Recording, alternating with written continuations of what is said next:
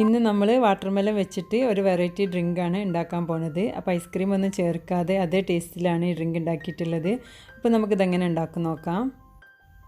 First നമുക്ക് ഒരു sauce പാനിലോട്ട് 2 cup പാൽ ചേർത്ത് കൊടുക്കാം. അപ്പോൾ ഈ പാലൊന്ന് ചൂടായി വരുമ്പോഴത്തേക്കും നമുക്ക് ഇതിന് വേണ്ടിയിട്ടുള്ള കസ്റ്റാർഡ് പൗഡർ ഒന്ന് കലക്കിയിട്ട് വെക്കാം.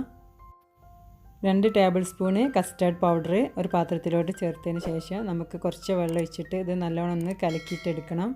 അപ്പോൾ ഒരു 3 ടേബിൾ സ്പൂണൊക്കെ വെള്ളം ഒഴിച്ച് കൊടുത്താൽ മതിയാകും.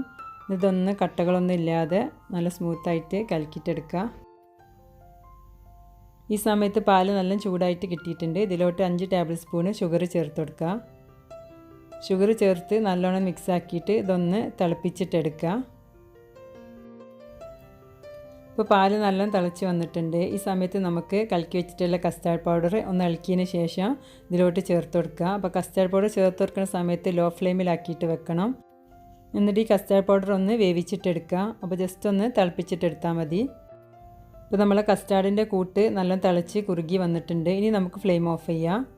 ഫ്ലെയിം ഓഫ് ആക്കിയതിന് ശേഷം നമുക്കിതൊന്ന് തണുക്കാനായിട്ട് വെക്കണം. തണുത്തതിന് ശേഷം നമുക്ക് ജ്യൂസ് ആക്കി എടുക്കണ മുന്നേ ടൈം ഉണ്ടെങ്കിൽ ഫ്രിഡ്ജിൽ വെച്ചിട്ടൊന്ന് തണുപ്പിച്ചിട്ടെടുക്കുക.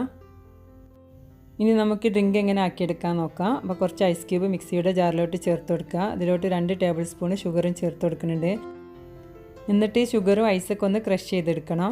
എന്നിട്ടാണ് നമുക്ക് കസ്റ്റാർഡിൻ്റെ കൂട്ട് ഇതിലോട്ട് ചേർക്കാനായിട്ട്. അപ്പോൾ ഞാനിതിൽ ഷുഗർ ചേർത്തത് വാട്ടർമെലണിന് മധുരം കുറവായതുകൊണ്ടാണ്. അപ്പോൾ നിങ്ങൾ വാട്ടർമെലൺ എത്രത്തോളം മധുരം ഉണ്ടോ അതിനനുസരിച്ച് ഷുഗർ ചേർത്ത് കൊടുക്കണം. അപ്പോൾ നല്ല തണുപ്പിച്ചിട്ടെടുത്തിട്ടല്ല നമ്മളെ കസ്റ്റാർഡിൻ്റെ കൂട്ട് നമുക്ക് ഇതിലോട്ട് ചേർത്ത് കൊടുക്കുക. എന്നിട്ട് ഒരു 1/2 ടീസ്പൂൺ വനില എസൻസും ചേർത്തിട്ടുണ്ട്. നമ്മൾ പീസാക്കി വെച്ചിട്ടുള്ള വാട്ടർമെലൺ ഇതിലോട്ട് ചേർത്ത് കൊടുക്കുക. അപ്പോൾ കുരൊക്കെ കളഞ്ഞതിന് ശേഷം നമുക്ക് ഇതിലോട്ട് ചേർത്ത് കൊടുക്കണം. ഇനി നമുക്ക് മിക്സിയിലൊന്ന് നല്ലോണം ബ്ലെൻഡ് ചെയ്തെടുത്തിട്ട് വരാം. അപ്പോൾ ഇതിൽ പാലും വെള്ളമൊന്നും ചേർക്കരുത്. ഓൾറെഡി നമ്മൾ വത്തക്കയിലൊക്കെ വെള്ളം ഉള്ളതുകൊണ്ട് നമ്മൾ ജ്യൂസൊക്കെ കറക്റ്റ് ടെക്സ്ചറിൽ നമുക്ക് കിട്ടും. ഇനി ഇതിലേക്ക് ഞാൻ 2 ഡ്രോപ്സ് സ്ട്രോബെറിൻ്റെ എസൻസ് ചേർത്തിട്ടുണ്ട്. അപ്പോൾ നിങ്ങളടുത്ത് ഉണ്ടെങ്കിൽ ചേർത്ത് കൊടുക്കുക. അപ്പോൾ നമുക്ക് നല്ലൊരു കളറും നല്ലൊരു ഫ്ലേവറും കിട്ടും. ഇത് ചേർത്ത് കൊടുത്താൽ ഓപ്ഷണലാണ്. അപ്പോൾ ഈ രീതിയിലാണ് ജ്യൂസ് ഉണ്ടാക്കിയെടുക്കേണ്ടത്. അധികം തിക്കോട് കൂടിയല്ല, നമുക്ക് കുടിക്കുന്ന ഡ്രിങ്കിൻ്റെ പരുവത്തിലാണ് വേണ്ടത്. ഇതിലോട്ട് കുറച്ച് വാട്ടർമെലൻ്റെ പീസ് ചെറുതായി കട്ട് ചെയ്ത് ചേർത്ത് കൊടുക്കുക. ഇനി നമുക്ക് കുതിർത്ത് വെച്ചിട്ടുള്ള കുറച്ച് സബ്ജ സീഡ് ഒന്ന് വെച്ചിട്ട് ഗാർണിഷ് ചെയ്തെടുക്കുക.